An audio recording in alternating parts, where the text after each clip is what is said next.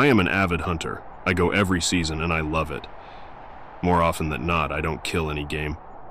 But I just love getting out into the woods. I don't know if you're familiar with hunting seasons in Pennsylvania, but during late November, rifle season is in full swing. It was already the second week of the season, and I had yet to bag any deer. So, I was eager to get to it early in the morning. And I did. I normally get up around 5 a.m. and drive to my hunting spot. It's private land that my grandfather owns. Him and I are the only two who hunt on it, and the rest is posted to hunters, and the only others on the land are employed on my grandfather's farm. I had originally planned on calling my grandfather when I woke up and asking him if he wanted to tag along, but the weather that morning was horrendous. Snow was pouring down and the wind was really strong. I love hunting in the snow, but it almost made me decide not to go, so I knew he wouldn't want to. The roads were really bad, so it took me a bit longer to drive there normally. The sun would be starting to rise by now. However, it was overcast and snowing. Regardless of the snow, I walked up to my spot. It was directly behind my grandfather's house, over a hill and back about 150 yards. Almost immediately upon sitting in my spot, I hear things moving all around me. Honestly, I didn't pay it much mind. It could be any number of things. But it was still pitch black, and the thought that it was a deer had crossed my mind. But there wasn't much I could do. It's not like I can shoot at it. So, I just ignore it and continue to wait. It wasn't much longer after that I begin hearing something walking just over the ridge to my right. At this point, there's barely enough light to see my feet. So even if it was a deer, there was still nothing I could do. However, I could tell it wasn't a deer. I just assumed it was my grandfather, walking to his spot, which is just a short walk from mine. But the lights in his house were off. And if he was hunting up here, I'm sure he'd let me know prior. But even if it wasn't him, it was a hunter, albeit hunting illegally. I still wanted to let him know I was here. So I turned on my flashlight and pointed it in his direction, flashing it several times. Again, even if it was a deer, I couldn't shoot it. So I felt it was better to be safe, rather than sorry. Nothing much happened after that. After I flashed my light, the noise stopped, which was really odd. I didn't hear them turn back.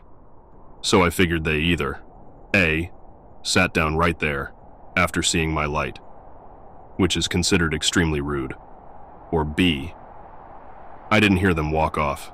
I just assumed it was the latter. An hour or so passes, and finally the first sights of daylight start to shine through. It's still snowing and the snow is falling in entire snowballs rather than snowflakes. So, visibility is pretty limited. But I just grinned and bared it. I love snow, and even if I couldn't see any deer, I still found the weather beautiful. It was around this time that I noticed an odd-looking lump protruding out from a group of trees and shrubs atop the hill that separates me from my granddad's house, right where I had heard movement earlier. It looked like a mound of dirt. However, it was sticking out from the side of a tree. So, obviously, it wasn't dirt. Naturally, I raised my rifle up to take a closer look. I could tell immediately that I was looking at the side of an older-style camouflage coat. It took a minute, but it finally clicked. That was a person over there. I just thought it was a hunter, so I didn't know what to do about it. I knew he was hunting on our land illegally, and from what I could see, he wasn't wearing anything orange, which is required of all hunters during rifle season, and I could tell just from looking whoever this wasn't my grandfather. I sat there for a minute debating my next move, but I decided to call my granddad at the risk of blowing his hunt if that was him over there. So, without taking my eyes off this guy, I pulled out my phone and dialed his number. To my dismay, he picked up, and I told him what was going on. So, he told me he'd make his way up, but I decided on my own to give the guy a whistle, to let him know I see him. But he didn't react at all. After a few minutes, I started to walk up to this guy. After walking a short distance, I could clearly see this guy, who was sound asleep tucked in between a shrub and a couple of trees. He obviously thought out where to lay down, as I would never be able to see him. had his coat not stuck out, and as I thought, he had no orange on. I gave him another whistle, much louder, and he woke right up, almost immediately shuffling over to hide his exposed coat. He had a nasty, scruffy beard and a gray hat. Honestly, he looked like a harmless old homeless man, probably in his 50s. But he had a perfect view of my granddad's home from his spot, and I have a pretty good idea what he was planning to do once my granddad left the house. Once this guy realized he'd been caught and saw a mad 6'5" guy carrying a hunting rifle less than 10 yards away, making his way closer, his face went pale. Almost instantly, he tried to feed me some bullshit that he'd gotten lost during a drive with a group of other hunters. A drive is a coordinated push through a thicket in order to drive deer to hunters sitting at the end of the designated driving area. However, the closest public game land is miles from this spot, so I knew this was a lie. He'd just keep on going about how he was lost, and he fell asleep. He even went as far as to make up a fake name on the spot. I just stood there and listened, making sure he didn't make any fishy movements. I couldn't help but think about what this guy could have done to my grandfather. God knows he had the chance. And that thought pissed me off enough to tell the guy to shut the fuck up. That's about the point where I saw my granddad. My granddad is a tough old bastard, so my first thought was, this idiot is going to get himself killed. Luckily, nothing happened. After he got there, we practically had to drag this guy down to the road, where my granddad called the cops and I called my dad. Technically, this guy hadn't done anything yet, so all we could charge him with was trespassing and stalking. That was about a month ago, and since then, I haven't heard anything else about him.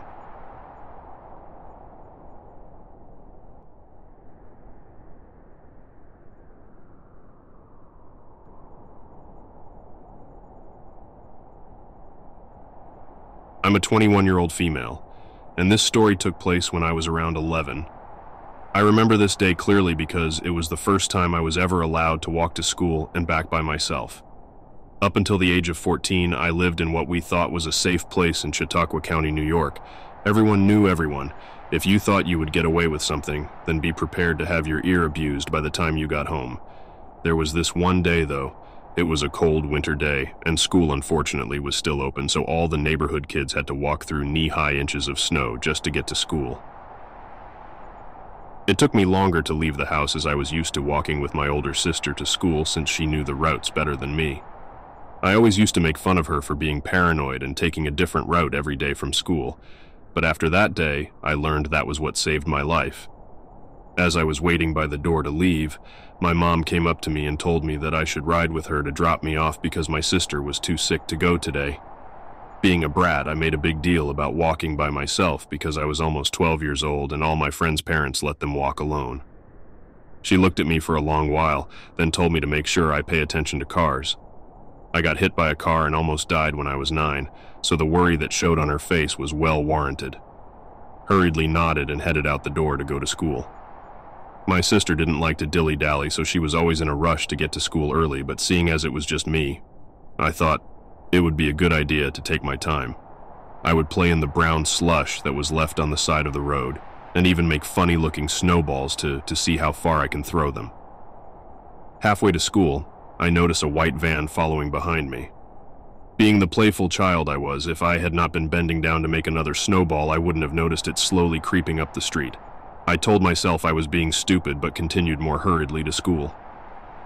Once I got to school, I took a quick glance over my shoulder and saw the van a few feet behind me. It wasn't until I was on school grounds that it drove away fast by me. I thought that would be the end of it. But throughout the day, when I would stare out the window, the van would be there. I assumed that it never really left, just parked. Many adults would try convince me years later that maybe it wasn't the same one, but I knew it was. This van had a bright yellow smile emoji sticker on it. I couldn't see who was in the van, but through the tinted glass, I knew they could see me. It was now the end of the day and I wasn't ready to go home. It was too late to call my mom, because she was at work and my sister was home sick. I had to suck it up and start walking home. I tried to blend in with a group of kids, but most of them were car riders and the others didn't live near me. Remembering what my sister told me, I took another route home. I didn't memorize this route clearly, but I decided anything was better than being spotted by that van. I made it to my main street, but realized my mistake too late. The route I took led back to the main street where I walked to school. Hidden behind a row of cars was the white van with the smiley emoji sticker. I tried to stay calm and walk past it, but once I heard the van door silently click open, I ran. I could hear the rush of 2 pairs of heavy footfalls behind me. They were getting closer, so I did what any normal kid would do. I cut corners. I cut into someone's backyard until I was directly inside of my house and forced myself into the thick snow to make it to the door.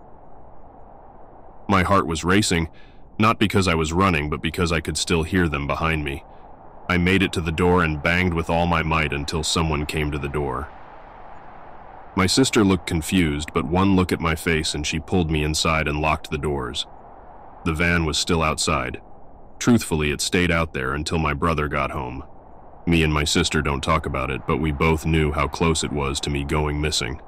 I hadn't thought about this incident in years, but one of my hometown friends showed me an article that came out in 2013. Apparently, some men kidnapped and sexually assaulted a girl my age. It wouldn't have scared me if it hadn't mentioned the white van.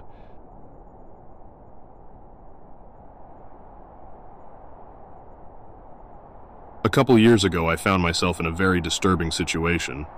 I was getting off work at my student internship in Charlotte, North Carolina, and it had been snowing all day. Now, for all you guys who live in the South, you know it's a big deal when it even calls for snow and grocery stores are raided the nights before. I had decided to go and get some groceries to enjoy with my girlfriend, now wife, since the mayhem had ended, and only people like me who had trucks or all-terrain vehicles could get around. I went into Walmart and got the groceries I needed and started my way back to my truck. It had started to snow harder, and there was already about 5-7 inches on the ground, and it was around 12 in the afternoon. I was daydreaming about sledding and watching movies the next couple of days with my girlfriend. Just then, as I almost reached my truck, I was jolted by the act of someone grabbing my arm. As I turned around, I saw an older-looking lady who was maybe 5'6". She asked me if I had cigarettes. Now I don't smoke, so I told her no, I did not, and turned back to my truck. Again, she gently tugged on my arm, and then she told me that she just got here from Alabama on a bus with her granddaughter and dog, and she was here for breast cancer treatment and wanted money for a hotel. Again, I honestly told her I had no money on me, which I purposely do because I don't like donating to people's drug habits and would rather get people food myself if that's what they really want.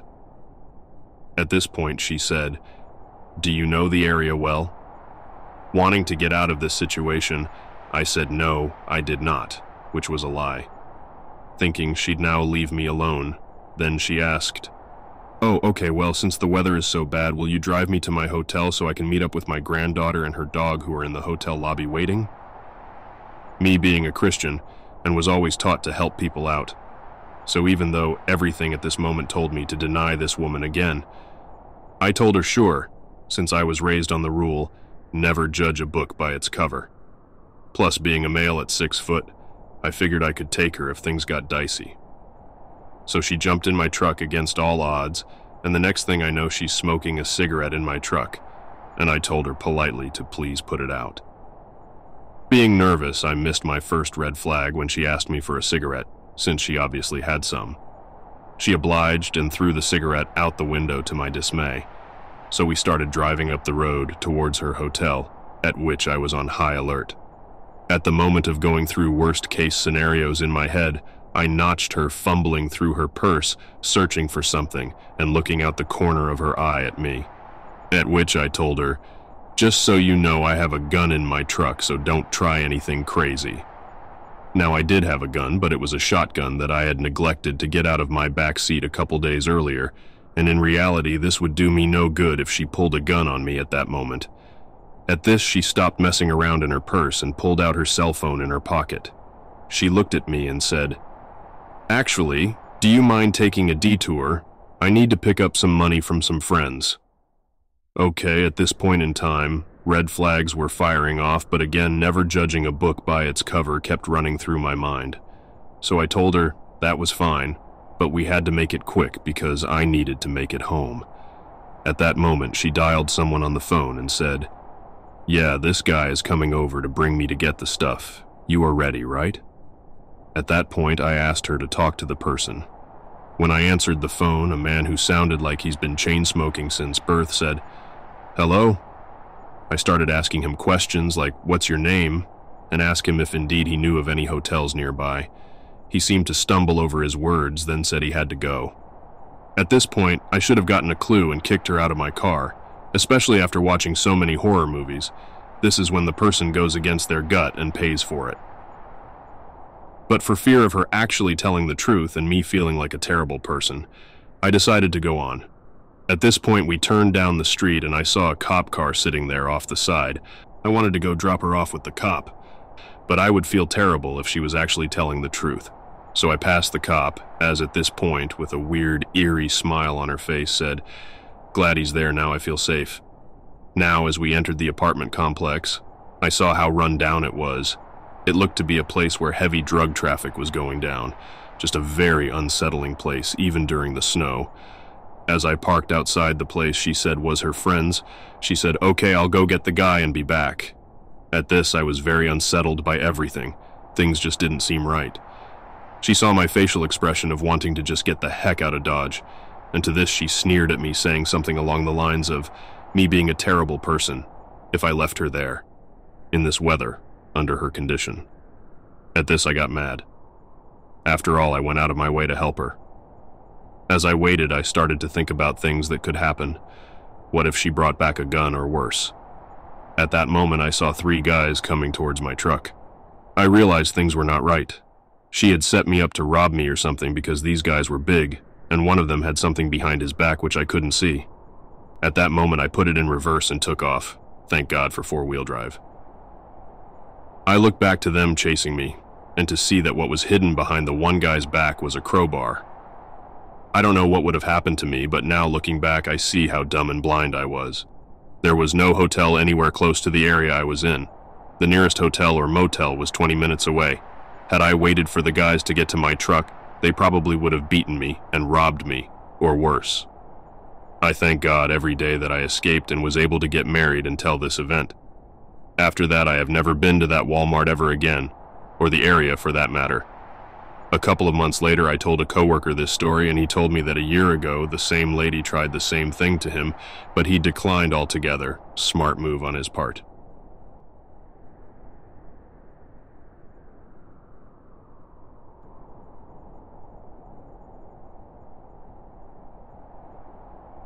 A few years ago, I was living in Nebraska with one of my good friends we will call Sarah.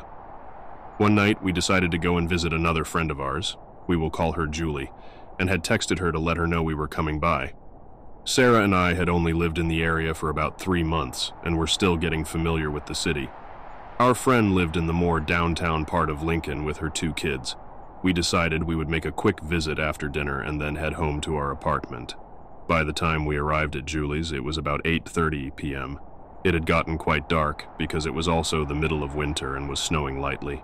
Julie lives on a busy one-way with no parking, so we parked on a side street diagonally behind her apartment building. In order to get to her house, we would have to walk up the street we had parked on, and then turn left and walk a little ways down her street to reach her apartment. I had driven and parked the car. As I stepped out of the car, I noted a figure I saw our street who was looking out of a window a few stories above us. The window was very dimly lit, but I remember that the figure was very still, except for their head moving slightly while watching us as we went down the street.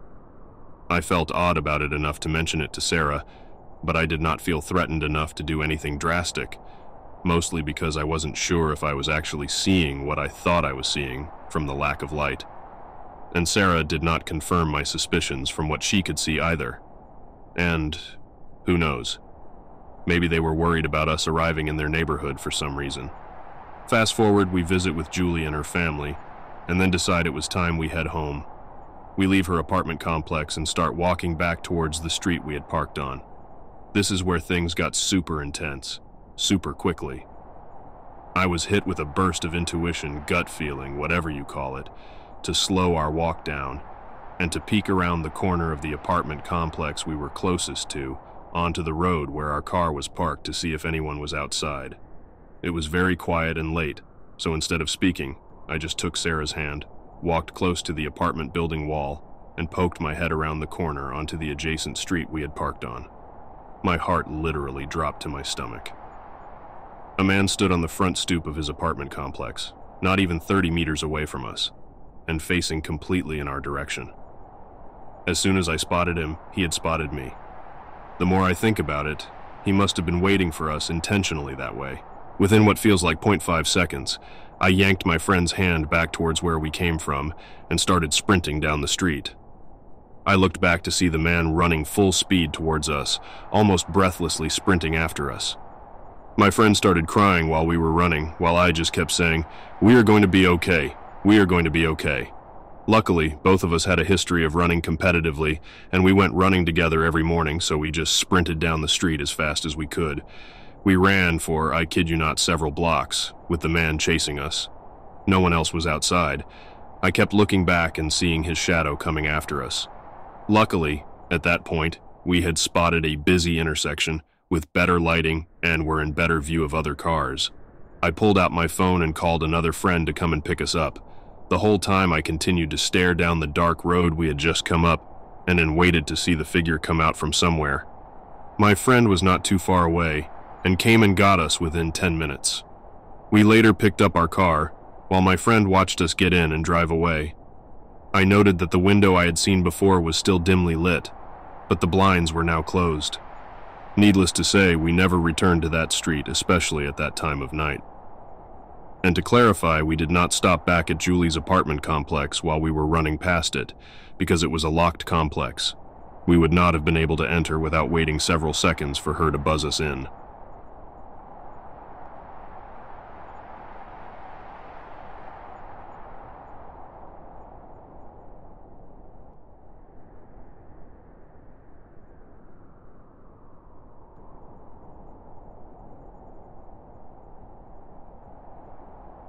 This did not completely happen to me, but my best friend.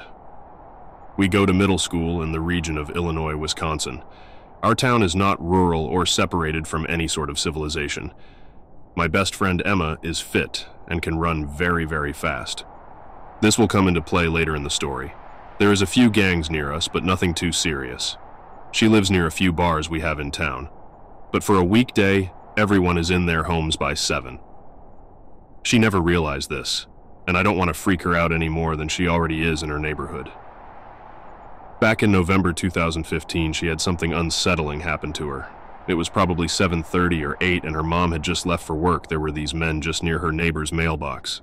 She told me they were just parked there, standing around their car. Until one comes over to talk to her. She told me she smelt a strong smell on the man's breath, and he had been slurring words. Most likely drunk, as red flags went off in her head. He asked if anyone was home next door and if her parents were home. It was only her and her sister. Both parents were at work. Her father wouldn't be back for another half hour. She has a GPA of 4.0, but is not very street smart. But she had used common sense this time, saying she is not sure about the neighbors, and then saying her dad was home. She says she has to go and run back inside and briefing me about this over Messenger. Later, after talking about her boyfriend, telling me her contact had fallen out, she went to go find her glasses. When she came back passing the front of her house about to close the blind while looking out the window with her dad still not home, she realized the man was just staring in her house at her. She went and closed the blind, posing as she didn't see him. Where I come into this is we were out late at the mall about 10 miles away from her house. Taking her and arriving at her home, there was a weird car in front of her house with 2 people inside it. So, when she told me of this next part, I knew what she had been talking about. We were in a blizzard at the start of December, and Emma's mother had been working late, and there was a fresh 4 inches of snow on her driveway. Maybe 3 houses away, these fucks were just watching her shovel the snow at 12 o'clock at night. She gets this feeling of dread. She was just being watched. Red flags were going off in her head. They pull up to her driveway, and the guy opens her door 10 feet away from, and she books it the fuck out of there. She ran around the house, turning on as many lights as she could. Around 1 a.m., she went back out and got 2/3 of it down. When the car finally came back, she looked out of her peripheral vision and booked it back into her house. She went back out and finished about 30 minutes later while they were still there. But this time she had brought a knife into her garage with her where she could easily run and get it, and let me tell you, she is a fast runner. She frantically texted me while I was watching a movie on Netflix with my parents on my smart TV. I could not hear my phone go off.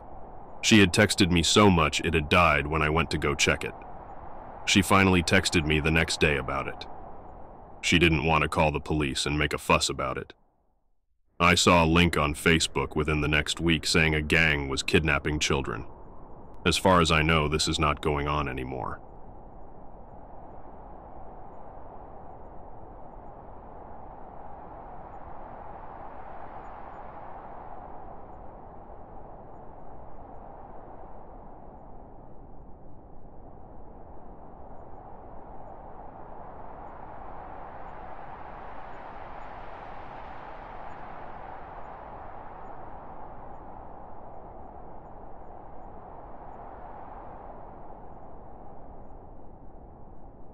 My heart still hasn't stopped pounding. This is a true story.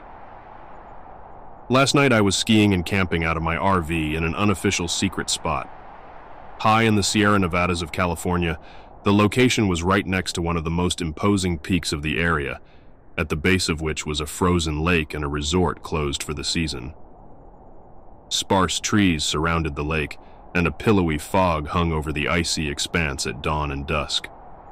Obscured by banks of snow from the adjacent highway, plow drivers had only bothered to clear a small portion of the road into this resort. It was the perfect place to hide out for a few nights. As soon as I tucked into bed, I started to hear the strange noises again. This time they wouldn't stop. From the absolute darkness and the otherwise total silence of a blanket of snow, I heard something moving, not human footsteps. It sounded like 2 snow shovels piercing the ground. Quietly, but quickly it traveled. Through my open windows, I suddenly felt an intense feeling of being watched. The entity came from towards the lake, a path which was covered in 3 feet of powder. The noises got louder until it was right up to the side of my window. Terrified and afraid to make a sound, I lay in my bed watching and listening. Only a thin bug screen separated me from this creature in the pitch darkness. On a night with not even a breath of wind to cause the sensation, I felt my RV pitch from side to side. It had climbed to the top. As it clambered about, I heard the now familiar noise of the night's frozen dew cracking under its weight. I could hear the ice fragments shed off the edges of my home and burst upon hitting the ground. I say familiar because I had heard these noises before. On the first night, ice had also fallen with the sound of footsteps and the shaking of the RV. Thinking it was a person up to no good, I charged outside with a flashlight and a knife. After all, the paranormal usually has a logical explanation. Examining the site carefully, there wasn't so much as a new print in the snow. Satisfied and with the noises gone, I slept unperturbed. The second night, my brother slept in the room. I heard the ice crack again, but no more. Neither compared to this third night. Judging from the amount the RV rocked as the entity moved, it was lightweight and agile. It was clever enough to completely stop moving as a car from the highway approached, long before lights would dimly illuminate the campsite. It watched me even when it stopped. It climbed down from the roof. I could hear its snow shovel feet crunch into ground as it began to pace around my camper. The creature alternated from roof and sides. I realized it was looking for a way in. Breaking free of my petrification, I gently rolled over in bed and shut the 2 windows next to my head, covering them with blinds. It noticed. I immediately heard the shoveling retreat, but it didn't leave. Straining my ears, I could tell it was pacing about 30 yards away. Even though there was no wind, what sounded like a metal sign clanging against a tree persisted. I tiptoed to my knife and clutched it against me. Eventually, I fell into a fitful sleep. I had a pleasant dream about my grandparents. At the end, it changed. I was on the couch in the camper, and from a roof vent above me a dark ooze draped into my space. Gathering my courage, I unsheathed my knife and thrust at the shape with a shout. To my surprise, I was still in bed, my knife was sheathed, and I had just stabbed a guitar. Still, it was too topically relevant of a dream. I wanted to stay and sleep, but I wanted to not be cursed by this entity even more. I brandished my knife and headlamp bursting out of my door, My light whipped wildly about, looking for any evidence of the creature that had visited. Nothing.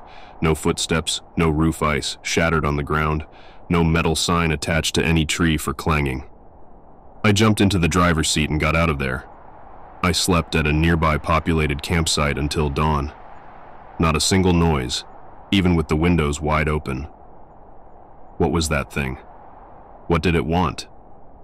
Surely there must be a physical explanation in this scientific age we live in. But after what I experienced, I'm not so sure. As I post this, my mind keeps going back to the dream of darkness oozing in through the ceiling. Since I slept in the populated campsite without incident, I believe it is gone. I keep a Nazar amulet watching my bed for these kinds of superstitious reasons. However, I'd be lying if I said I wasn't afraid to go to bed tonight.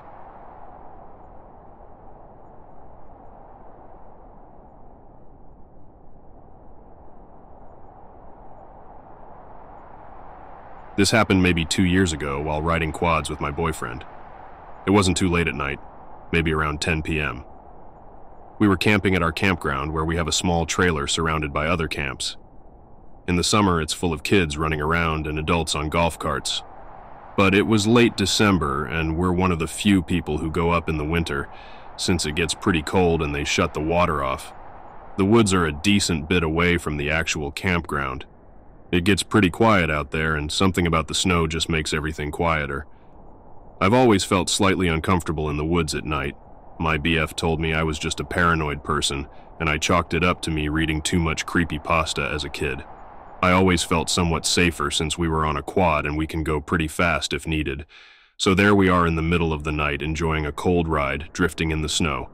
Then all of a sudden we come to a stop. That's when I got an eerie feeling. I asked him why we stopped, and it was something along the lines of with his glove or something on the quad came off.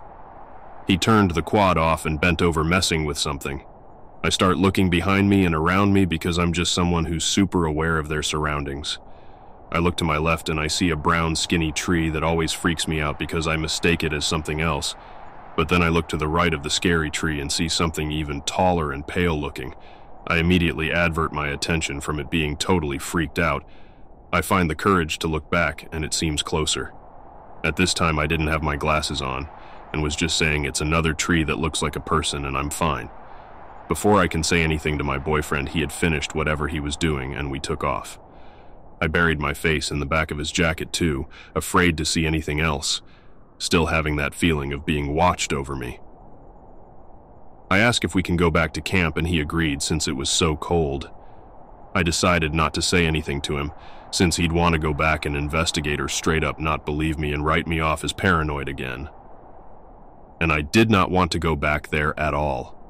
I figured the following day we would go back into the woods during daytime and I would see that there was another tree that I never noticed before. But when we went back through and there was nothing next to the brown tree, that's when my stomach dropped. That's also when I told him I saw something last night. He told me I should have told him, which he was right. I should have said something, but I was just too scared and just kept it to myself. We still go up there occasionally. Not as much due to our jobs now, but I've never experienced anything else after that.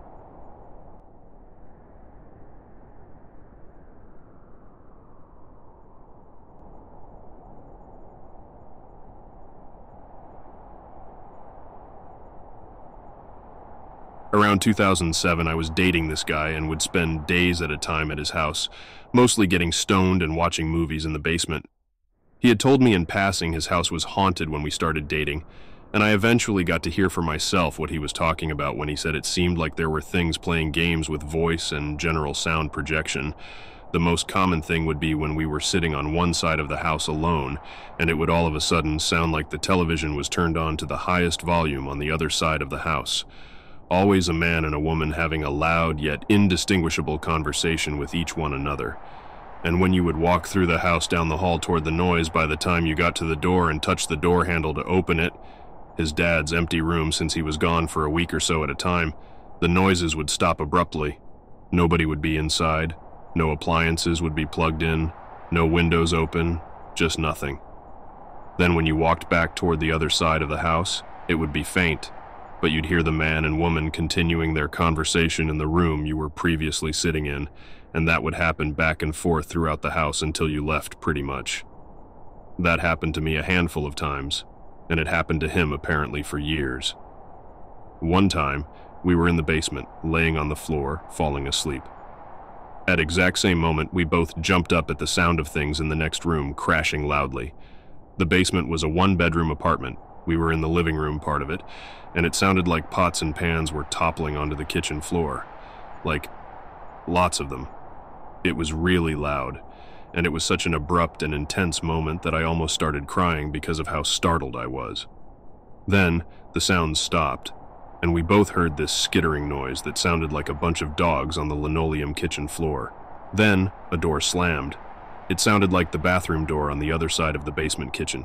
He had one dog, a corgi, but it never went down into the basement. I made him get up and open the door, and nothing was amiss. No pots or anything on the floor. Nothing. The bathroom door was closed, but we opened it, and there was nothing inside or nothing that could have gotten through the painted shut tiny window. The last thing about this same house, I was not here for. But apparently, he was down in the basement watching a movie, and he heard the upstairs door leading downstairs creak open slowly. Then, the steps leading down began to creak even slower, and he assumed it was his dad trying to scare him, something his dad has done before.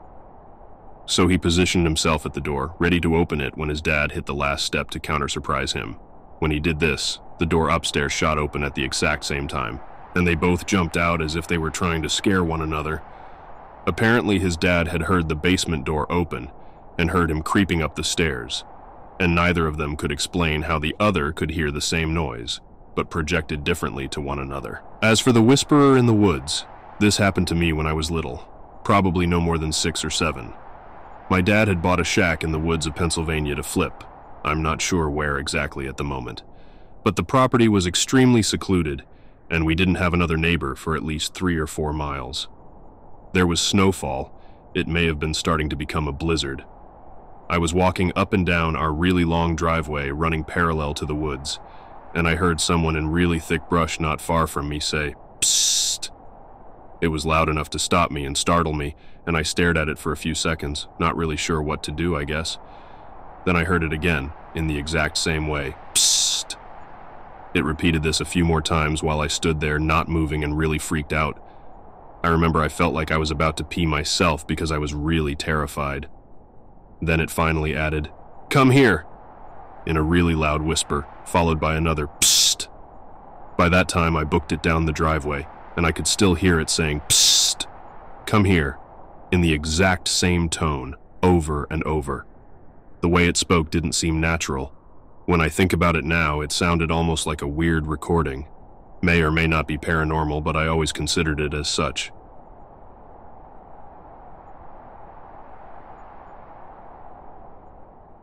This happened about 10 years ago during the winter. We don't smoke in the house, so when it's really cold, I'll stand at my sliding glass door smoking instead of going outside. About 2 a.m., I went to smoke before bed. It was a full moon that night, and the backyard was light up bright from the reflection of the moon on the fresh snow. I remember looking at my backyard and thinking how nice it looked. I love the way the snow looks when it is covered over everything and not been touched. I finished my cigarette and went to bed. I had problems sleeping, so about 7 a.m., I got up and went for another smoke at my sliding door just like the night before. I looked at my backyard and there is a trail of footprints that went from my front yard to the middle of my backyard to a spot whoever was there had perfect view of inside my house from my sliding glass door and my back window. I live in a small one-story duplex that sits in a cul-de-sac. So whoever or whatever it was would have a perfect view of my whole living room, which is where I slept, my kitchen and my hallway that leads to the 2 bedrooms and the bathroom. I went outside to look at it knowing it wasn't anyone in my house because I would have heard them walk past me to leave, plus I wasn't really ever asleep too much. I followed it to my backyard, to that spot, and I noticed that there was only a set of footprints going to that spot in my yard. It looked like they stood there and spun around a few times in the spot because there was a footprint facing in every direction, but on top each other as if standing still and spinning. I went back to follow where the footsteps came from.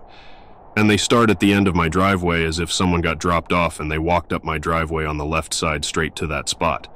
But the thing is, there was no tracks from a car, and it had snowed that night, so it would have left prints in the road. But nothing was there, just the footprint that started up my driveway. The shoes appeared to be work boots, but way too big for anyone I knew.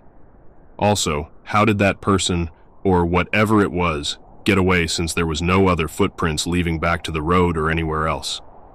It was like they just disappeared. I also didn't hear anything outside. I thought I should have heard the crunching of the snow because my backyard isn't that big, and it's an old house with drafty windows and thin walls, making it easy to hear stuff outside. Anyone experience anything like this?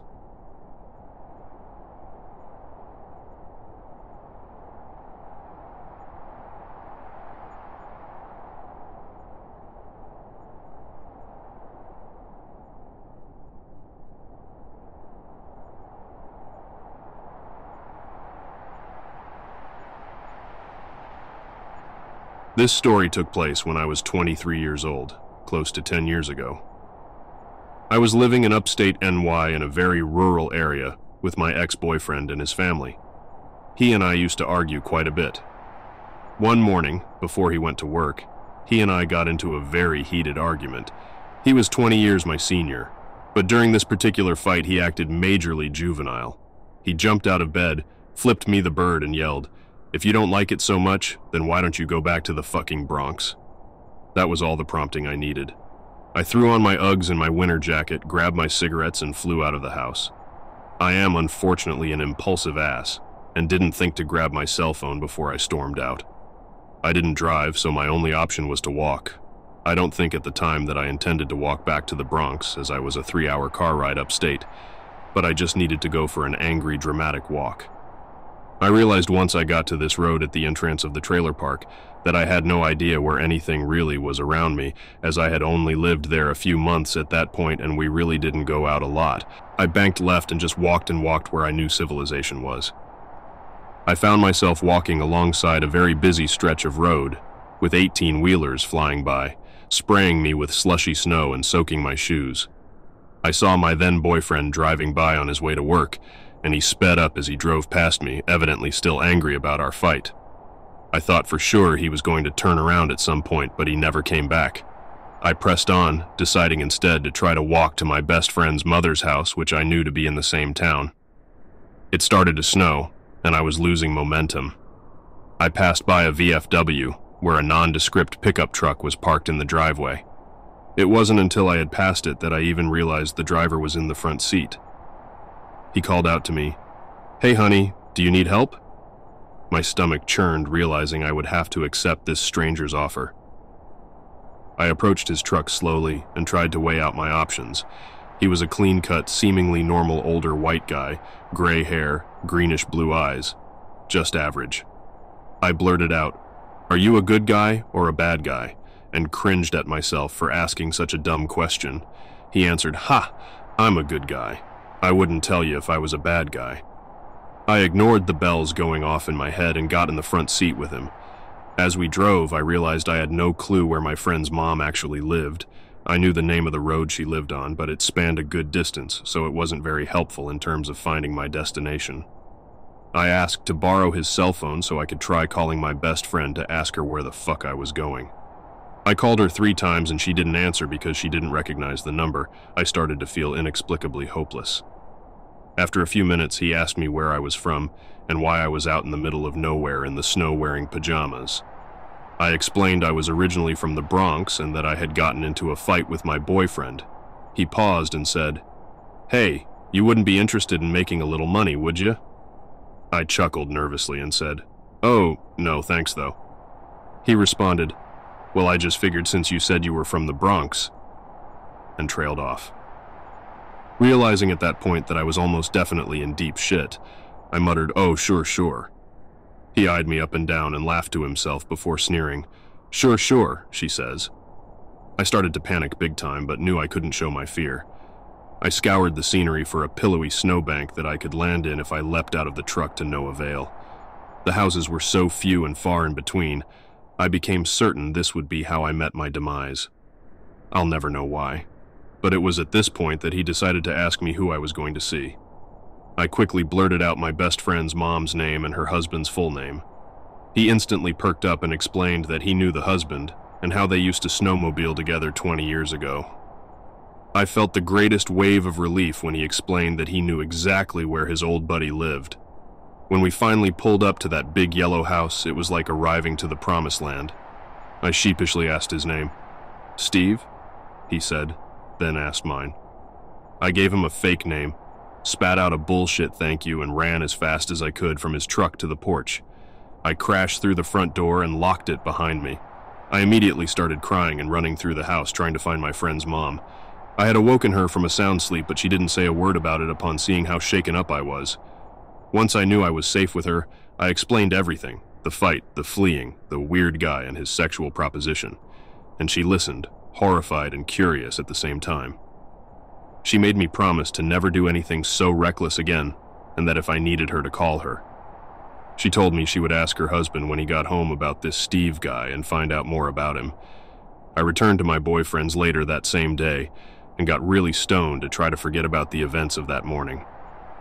The following day, my friend's mom called me to tell me that Steve was a dangerous person who her husband had cut off communication with years ago. The last he had heard about Steve was that he had been arrested for sexual assault. She then went on to point out how incredibly easy it would have been for him to hurt me and leave me just about anywhere on some lonely stretch of road, and no one would even know where to look for me. Not to mention, I might not have even been found until the snow thawed out.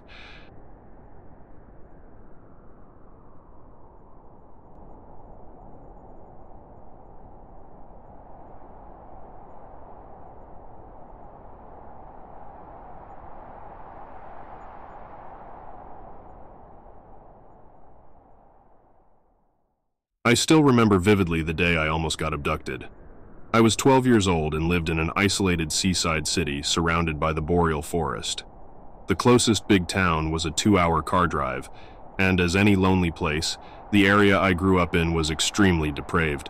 Half mining town, half Indian reservation, people there were, and still are, extremely prone to violence, thief, and drug alcohol abuse. From my first year up until 4th grade, I went to a nearby school that was 2 small streets, or about 200 meters away from my home.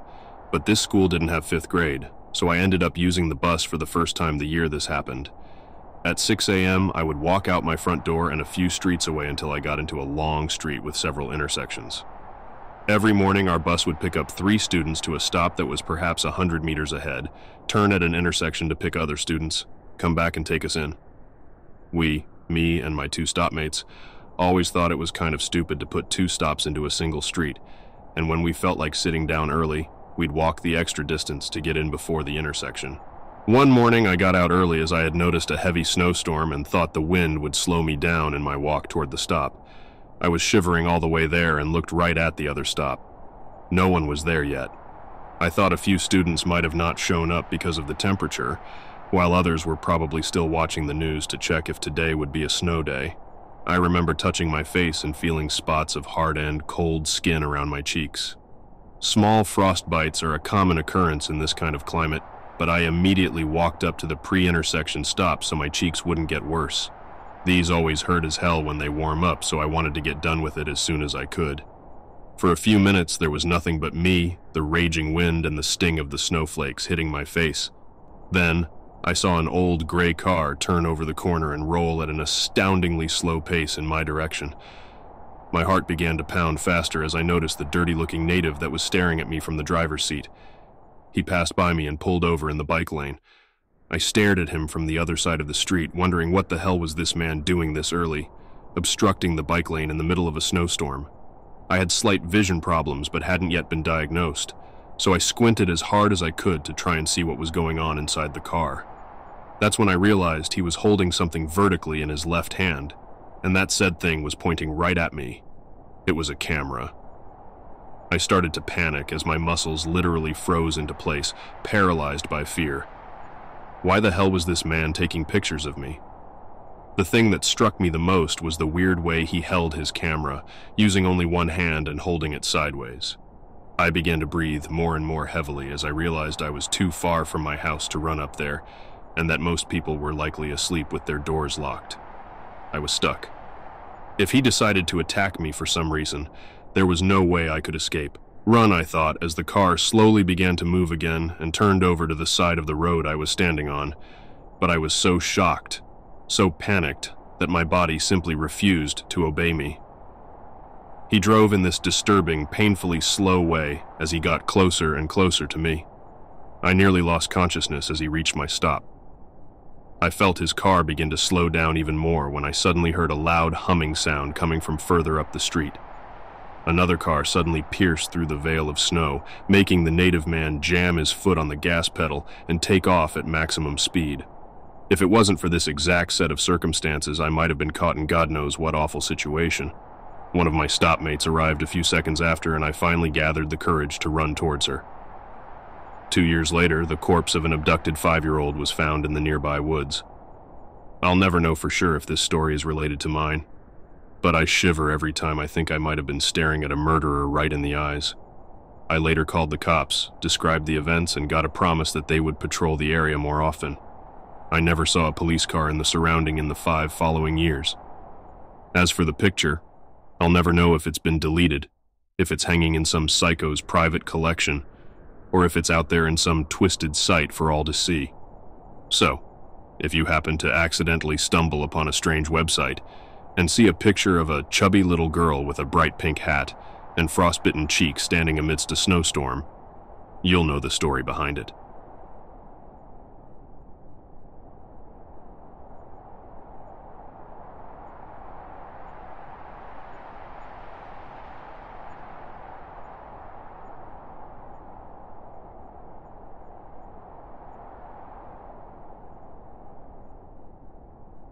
I have always tried to help anyone that looked like they really needed it, but it was an experience that happened when I was a teen that taught me that not everyone that asked really needed help. I lived with my mother in an apartment that was on the ground floor of a building with an outside door that was only accessible by the back of the building. The building on one side was vacant, and the building on the other side was a business that closed at 5, so the area outside the door was pretty boxed in and empty after dark. The only light came from the light by our front door. I really liked that, even though it was almost in the center of the downtown of our city. It was really quiet at night. My mother was at work and I was home alone, enjoying TV and watching the snow pile up. The only one keeping me company was our dog, Maggie. No one comes around our door unless they're looking for the place, and I wasn't expecting company, so I was surprised when I heard a knock at the door. I looked out the peephole, but I couldn't see anyone. I asked who was there, and I heard a weak voice say, "I need help." I wasn't really thinking beyond helping the person in need and pulled the door open. Maggie was standing behind me, and when I started to open the door, she started barking very loudly and jumping at the door. This wasn't that unusual for her. She didn't like strangers, but I pushed the door back to a crack, afraid she'd try to run out. There was a middle-aged guy with a beard, the muscular kind of guy that you usually see doing some kind of construction or physical labor, and he was leaning, half bent over against the door frame. I asked if he was okay, and he told me he was hurt and needed me to call for an ambulance. He said something about it being cold and wanting to come in, but Maggie was barking so loudly that I couldn't hear everything. Maggie seemed really agitated. I was frustrated with her and wanting to help him, so I asked what was wrong. He told me that he had hurt his leg and needed to sit down, and asked again for an ambulance. Something in the way Maggie was acting made me feel very uncomfortable, but I knew that I would never forgive myself if I didn't help him. If he was really hurt, where else was he going to go?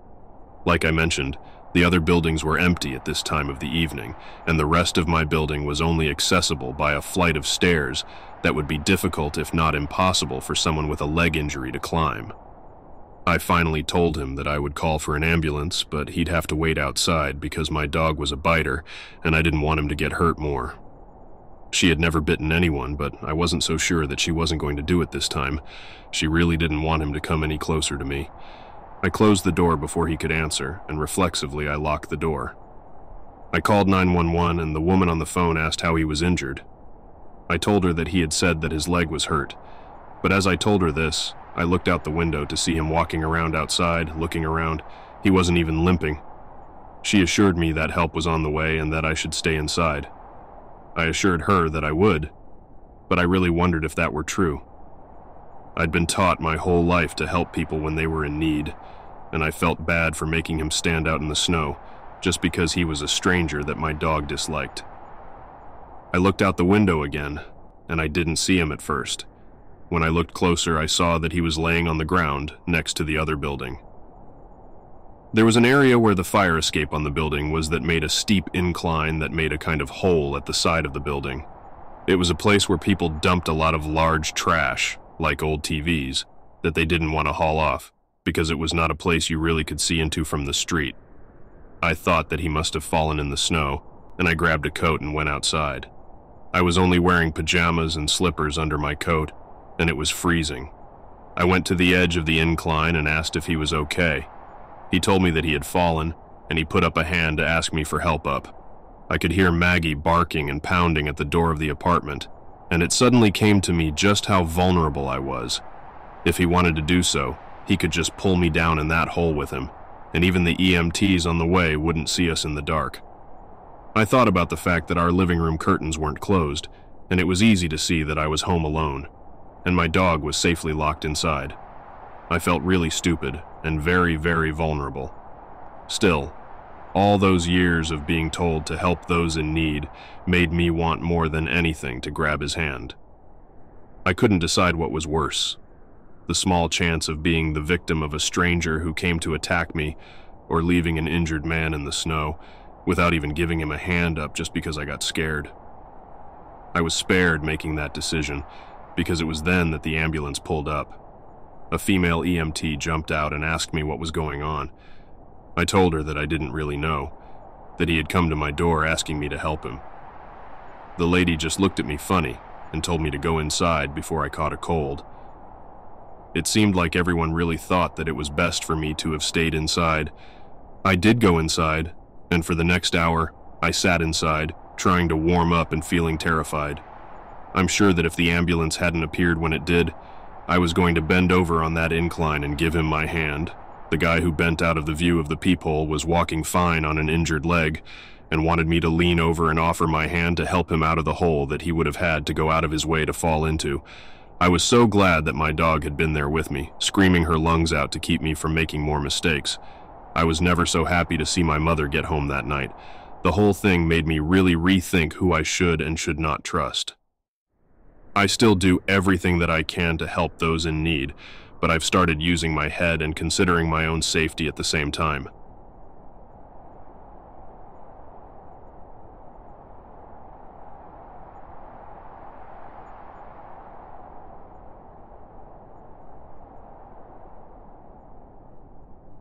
This past winter, we had a pretty typical snowstorm here in NJ. I'm 17. I live at home with my parents and 2 brothers, and typically, my brothers would take care of shoveling, but as luck would have it, both of them and my mother came down with the flu. I was taking care of them while they were ill, cooking and cleaning. And my father was on a business trip and couldn't get a flight back to NJ, so the burden to shovel was on me.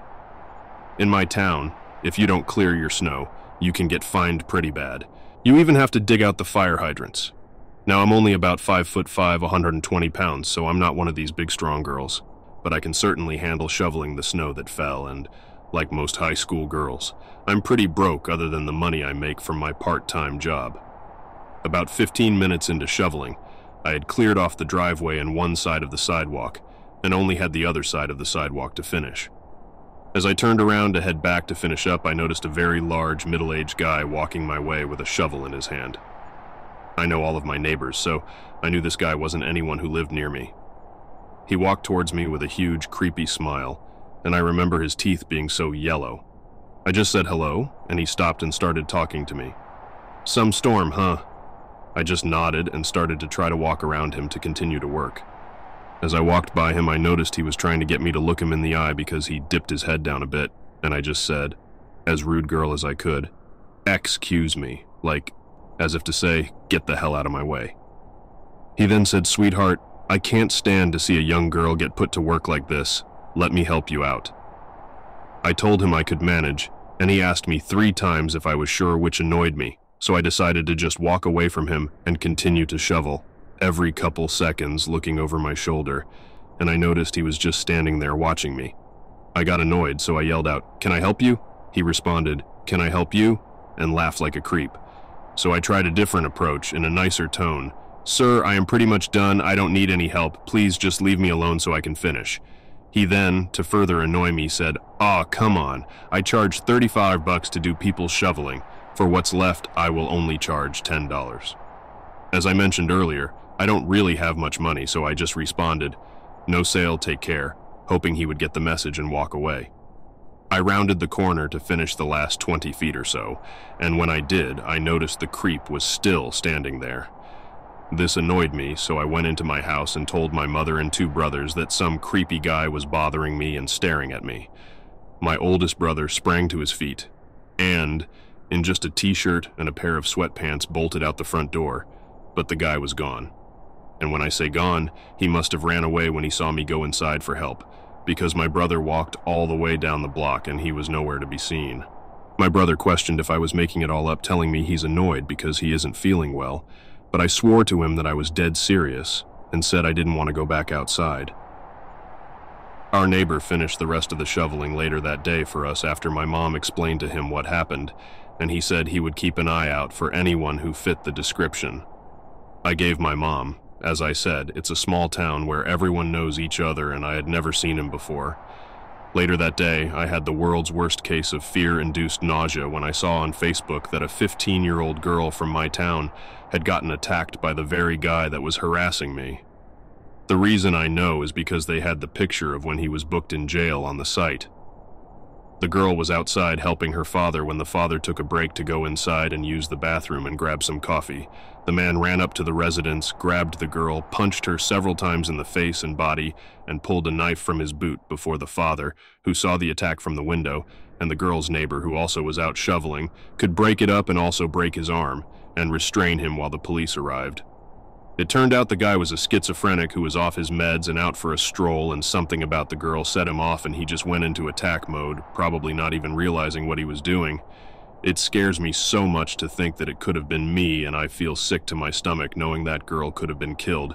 But I'm so thankful that she had a situation where someone was watching over her before it was too late. I didn't have that same fortune.